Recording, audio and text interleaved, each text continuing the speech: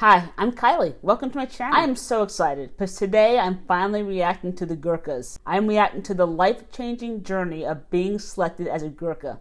The Gurkhas are especially selected Nepalese men who joined the Gurkha regiment of the British Army. From what I've heard, it's a very competitive selection process. Only about 300 or 400 out of 10,000 actually get selected. For many of these men or teenagers, it's a lifelong dream, and many of their families actually spend thousands of dollars to help them train for this grueling selection process. This video is about that do-or-die selection, so let's get to it. This is Gurkha class of 2019. 400 trainee soldiers, the biggest intake to set foot in the UK in over 30 years. Most are just teenagers, and their journey began thousands of miles from here. Oh, that's beautiful. Nepal. It's a small nation wedged between India and China, the mighty Himalayas running down its spine. It remains one of the world's poorest and least developed countries, and for 200 years the British Army have recruited some of its strongest young men with the blessing of the Nepalese. Every year 10,000 apply to join, pledging to fight and potentially die for a country and a queen on the other side of the world. It's a friendship like no other, a British Foreign Legion over 200 years old. With the UK's crisis in recruitment, we need them more than ever. But how do you find the very best Gurkhas? How do the British Army protect them from the corruption so rife in Nepal? And once in, is it all they dreamed of? The only crisis I know is the woke ads are putting out. The first stage of selection for the British Army takes place each year in September, one in the west of Nepal in Pokhara and one in the east, here in hot, sticky Dharan. Young men from all around get up in the early hours and travel miles to be here for a chance of a job in the British Army. Normally, they're farming background, especially in Tarai district, they're farming backgrounds, and hilly district also farming background. But nowadays, most of the boys from the hills do come down to the cities, near cities, for a better education, better life, or probably better facilities as well. Yeah. This year, the recruiting campaign was bigger than ever before. They advertised on every one of Nepal's 72 radio stations, and the recruiting officers, retired Gurkhas known as Gulawallas, travelled to all corners of the country, gathering young men together on football pitches, tennis courts and cafes. They modernised their website. Potential recruits, known as PRs, could even email Deputy Head of Recruiting Major Sandy Nightingale personally. And they did. I do get quite a few emails from PRs asking some quite various questions, from are my teeth okay with photographic evidence to can women join this year? What we're trying to do is dispel the myth that only certain Nepalis can join the British Army. It's still amazing to me that people think it's only certain castes, people think that you have to be rich, people think all kinds of things that are all wrong. We will take anyone who's good enough. We make sure there's a British officer on every single stand as well, just so no one could think, oh, I'm a Gurung, he's a Rai, maybe he's going to give me a worse mark. I didn't realize that Nepal even had castes. That's interesting. So they said that anyone can join, but something told me that women cannot be Gurkhas. Am I right? Please drop that in the comments. There are 125 castes or ethnic groups throughout Nepal, and historically, Gurkhas came from just 4 of these groups. Over the years, the army has succeeded in reaching more diverse sectors of society, in part thanks to its dedicated team of Gulawallas who go out in tireless search of the best young men. This year's newest and most baby Gulawalla, aged just 45, made a dramatic entrance, bringing in record numbers from the east. I'm really enjoying my job because I want to do something for my countries, the British Army. Everybody know in the world, this is one of the best army in the world. Due to the searing heat, the 800-metre run has become the first test of the day, and the locals have turned out to cheer the boys on. So it's a half a mile. Perhaps eye up the competition. Stand by. Go! With the futures of so many potential recruits resting on the selection process, there is no room for human error. Every single score that's written down gets checked by someone else. And I personally will check every single score of those who are selected. Then the Chief of Staff will check every single score of those who are selected. I wonder what In order to understand fairness, you have to understand numbers are. Nepali society generally. Nepal is a country where people pay money to get just about everything. And therefore, for us to kind of display ourselves as being free, fair and transparent, we have to go to huge lengths to convince people that that's the case. We'll tell them not to pay money to anyone to get into the British Army. The first exam is maths. Similarly, in the exam hall, every question must be unique. By 3 p.m, the test paper will be in the local bazaar, being sold for a few rupees. Well, writing the papers is extremely difficult. We do keep them under strict lock and key, and then in order to generate those papers, to proofread those papers, to proofread them again and again, because if there are any dramas on the day, it is unfortunately a cohort of young boys who are going to suffer, and we do not want that to happen. One focus of this year's campaign has been to filter out potential problems early to avoid wasting recruits' efforts, emotions and money. Throughout the day, if the recruits fall short on anything, they head straight to the dreaded Chowtari and then home. These boys will give everything to try and get into the British Army. I'm not saying that a British soldier is not equally motivated to join the British Army, but the difference with these guys is their whole families put pressure on them to join the British Army. If they get into the British Army, their whole family's life will change forever. And that's the context that we're working with. I believe that if they do get into the British Army, that their whole family actually gets British passports. So there might be more to it than that, but that's what I've heard at least. 1460 Prajwal. 1468 Pradeep Kumar. 1470. For some of today's young men, the news is devastating. The recruiting staff are very protective of them. They won't allow anyone to speak to the potential recruits. Today is too important. Chosen few will be invited back to selection in January, where they'll compete for one of just a few hundred places. Only 4% of the 10,000 applicants will make it. Gurkhas have been part of the British military for over 200 years, ever since the Anglo-Nepalese War, when the British were so impressed by the fighting skills of their enemy, they struck a deal to recruit them when the war was over. Since then, they've become one of the most feared units of the British forces and fought in every major conflict. The politest of soldiers, the most ferocious of fighters. Can today's recruits uphold a reputation centuries old? South of the Himalayas and west of Kathmandu lies Pokhara, Nepal's second largest city. It's the gateway to the Annapurna mountain range, a favourite spot for trekkers. But it's also home to final selection for the British Gurkhas. It's here that the recruiting team must choose once and for all who will become the future Nepali warriors. They've already been selected as the best of the best from their regions. Now they must undergo even more rigorous tests, not least of which is the infamous Doko race.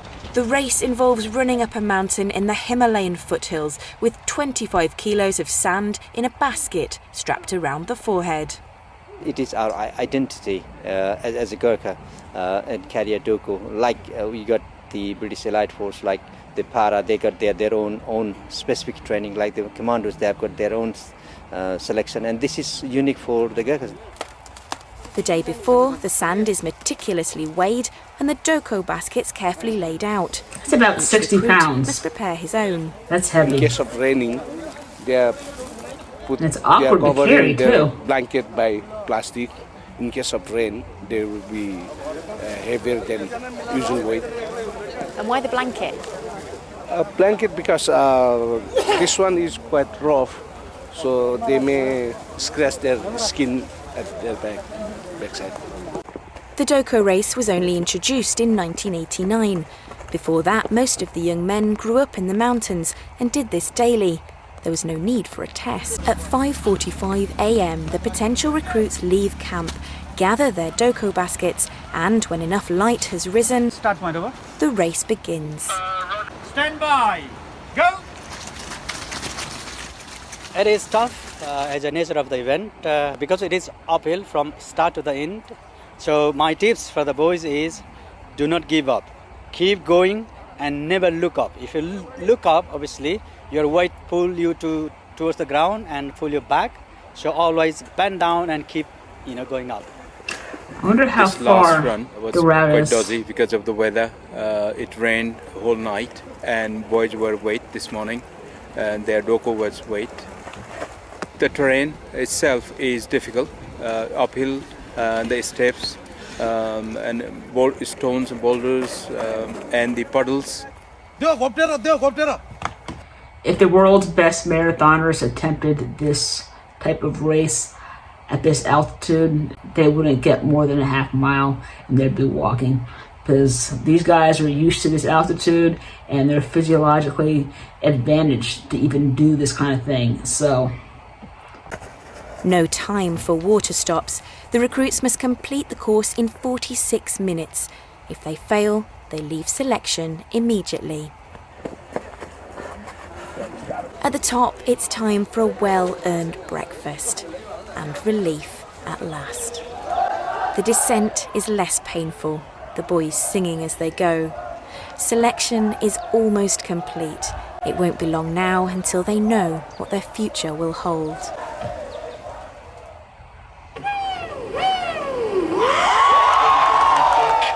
It's the night before results day for the potential recruits, or PRs, from the west of Nepal. And to ease the nerves, the recruiting staff have suggested they put on a show. Western Idol delights the judging panel. It's clear that West's got talent.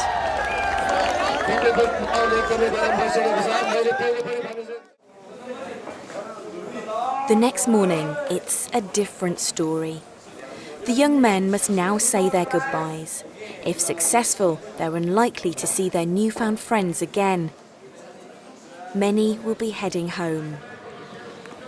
In a few moments' time, they'll be invited into a room one by one and told their fate. We see a massive spectrum of Nepali society. We have people from very, very poor backgrounds who are orphans. You see everything in that room, which is why we don't allow you guys to go in there. It means so much to them to get in, because a lot of them might have gambled everything on this, and it's quite a raw environment actually. Hard for you emotionally. Yeah, well, I think everyone really. We are obviously emotionally invested. It's impossible not to be. The staff of Gurkha Company from Catterick survey from above. If the recruits are successful, they will bound up the stairs at 1,000,000 miles an hour before anyone can change their minds. There, they will become part of the British Army, and it's over to Gurkha Company to turn them into soldiers. Everyone is nervous. Outside the gate, the families wait, willing their sons not to appear through the railings. For those who've been unsuccessful, there is next year, if they are under 21 and can afford to make this journey again. If not, life will have to be very different. As Madhav Karki appears through the door, it looks to be good news. I'm feeling very excited, and I'm feeling like I'm in the moon. So it's my dream became true. So I'm feeling very happy. No one in my family, they are in the army. I'm the first guy in the British Army right now. You must feel so proud. Yeah, yes, ma'am. You're in the British Army, how does it feel? It's my happiest moment of my life. Is it really? Yes. It's my dream come true, ma'am. Have you tried before? Yes, ma'am. This is my second dream, ma'am. Yeah. And you remember what it felt like last year, so this must be so special. Yes, I'm very happy, ma'am. Hello, Dai. The first thing the boys are allowed to do is phone home. We give the boys 4 phone calls throughout the selection process. So after each stage, so after the medical, after the physical, after the education, and when they're selected, they get a phone call. And that's basically so their parents hear from them first, so no one else can sort of play games and say, oh, your son's nearly there, but I'll get him in if you give me some money. So it's to prevent that kind of thing. And of course, it's nice that their parents hear them first. It's always a little bit sad when the parents don't pick up and they're waiting agonisingly for their parents to answer the phone. I just called my father. He just crying the other side of phone. They were so happy. I know. They must be so proud.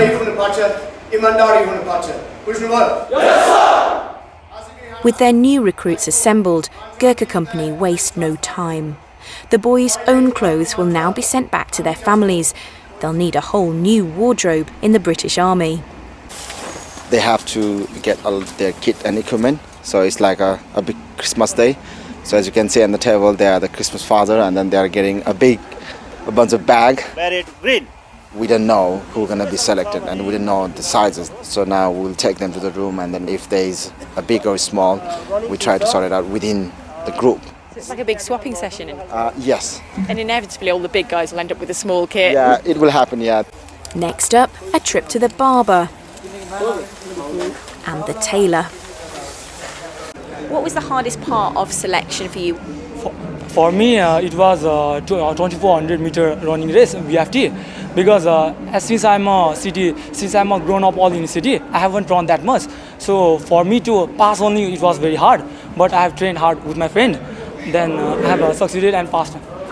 The new recruits are inoculated, fitted for their Virtus body armour, and measured for their civvy outfits known as the mufti. Camp quickly becomes awash with ironing boards and boot polish. The recruits keep none of their old belongings. Everything is new. This is a special tie. You can't find. I don't think you can find it in. We cannot buy it. We cannot buy it. Yeah, it's a specially designed tie for gorkhas. Shampoo, Soaps. We have our razor kits. Usually the Mogurs don't really grow Mongols mustache. people Mongolians don't really don't have beard or mustache. Like, it's very rare in our case, man. This must be so exciting. The exciting I am because son is always better than father. Because of the time, they improve. So this intake will be better than last intake, straight away. Son is always better than father. My son will be better than me. तिम्रो चाहिँ यो balm चाहिँ cross गरेको हुनु पर्यो हुन्छ अनि यहाँनिर चाहिँ कुनै खालको चाहिँ स्लिट हुनु भएन. One of the most important new challenges this week is Drill Lesson 1.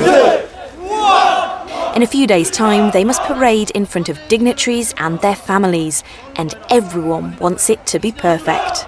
Make sure. So I'm noticing that this is very low key right now. I think most of the training actually happens in Great Britain, as we saw in the beginning of the video. I wonder if that's when they get the main drill sergeants. Because this is very tame right now.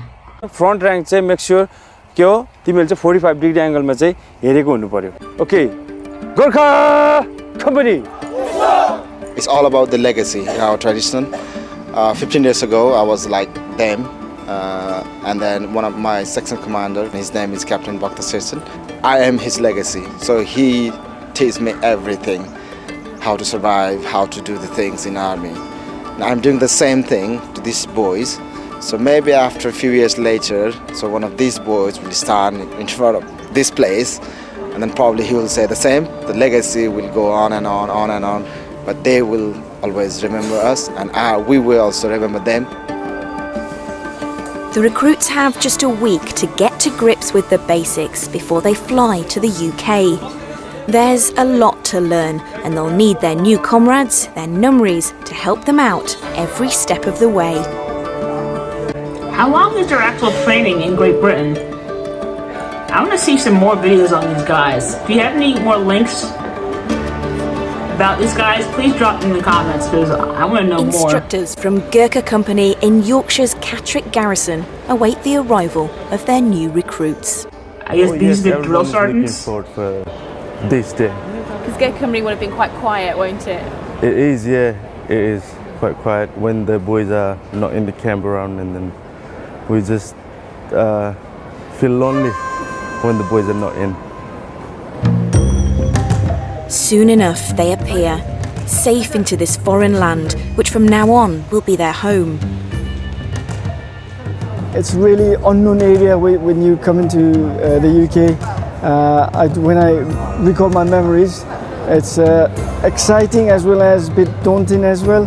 You don't know what's coming up. So a bit excited, and on the other hand, you're away from your families as well, so you've got lots of emotion in your mind going through. It's been a long journey to get here. Years of training, months of tests, examinations and interviews. But this is only the beginning. They will fight for this country and this queen now. A job that will change their own future and the fortunes of their families.